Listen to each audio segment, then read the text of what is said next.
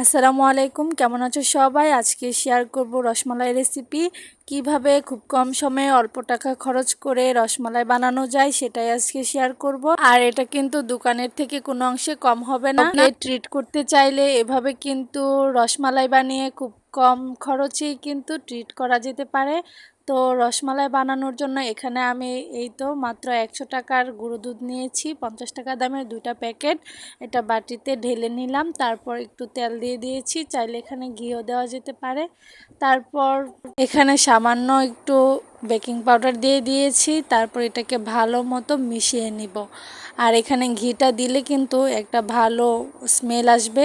তারপরে যে একটা ডিম, এটাকে ভালোভাবে ফেটিয়ে নিব, নিয়ে তারপর এই ডিমটা দিয়ে এই যে গুঁড়ো দুধের মধ্যে অল্প অল্প দিব আর মিশাতে থাকবো। আর এই যে এখানে যে 50 টাকা দামের 2টা প্যাকেট নিয়েছি, এখানে 100 গ্রাম দুধ আছে।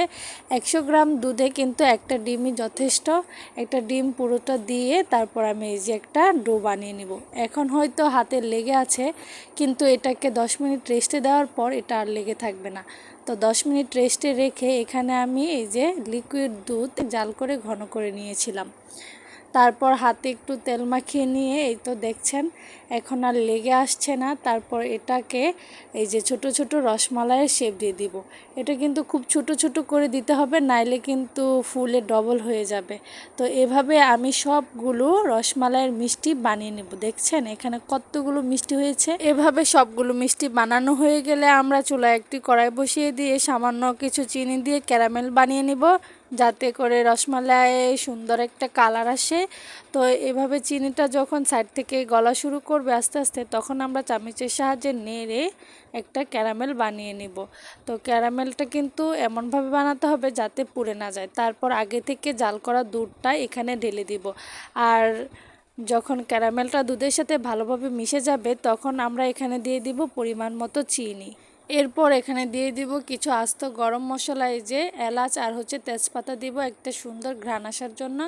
আর যখন দুধটা ফুটতে শুরু করবে, তখন একে একে আমাদের রসমালাইয়ের বানানো মিষ্টিগুলো এখানে দিয়ে দিব, আর দিয়ে হালকা নাড়তে থাকবো। আর এইদিকে একটু লিকুইড দুধের সাথে 2-3 চামচ গুঁড়া দুধ মিশিয়ে আমরা এই যে এখানে একটা লিকুইড দুধ বানিয়ে এটার মধ্যে দিয়ে দিই। এরপর এটাকে জাল করব 10 থেকে 15 মিনিট। 10 থেকে 15 মিনিট জাল করার পর চুলা থেকে নামিয়ে এটাকে রেস্টে রেখে দেব 5 থেকে 6 ঘন্টার জন্য। এরপর আমাদের তৈরি হয়ে যাবে মজাদার রসমালাই মিষ্টি। সাধারণত দোকানে রসমালাইগুলো ওয়ান টাইম বক্সে পরিবেশন করা হয়ে থাকে, সেজন্য আমি এটাকে একটা ওয়ান টাইম বক্সে পরিবেশন করে দেখাচ্ছি। দেখুন দেখতে কতটা লোভনীয় মনে হচ্ছে, আর এটা খেয়ে কেউ বলতেই পারবে না যে এটা বাসায় বানানো হয়েছে। আমি যখন বানিয়েছি বাসায়, সবাই অবাক হয়ে গিয়েছে। আর হ্যাঁ, এখানে আমি একটি কথা বলতে চাই যে অনেকেই বলে 10 টাকার গুঁড়ো দুধ দিয়ে 1 কেজি মিষ্টি তৈরি করুন। এটা কিন্তু কখনোই সম্ভব না। এখানে আমার এই রসমালাই বানানোর জন্য প্রায় 200 টাকা খরচ হয়েছে, তাও চিনির খরচ বাদ দিয়ে। তবে হ্যাঁ, এখানে প্রায় 1-1.5 কেজির মতো মিষ্টি হয়েছে, চোখের আন্দাজে বললাম, পরিমাপ করে দেখে নিন। তো আজকে এই পর্যন্তই। ভিডিওটি ভালো লাগলে লাইক, শেয়ার, সাবস্ক্রাইব করে পাশে থাকবেন। ধন্যবাদ।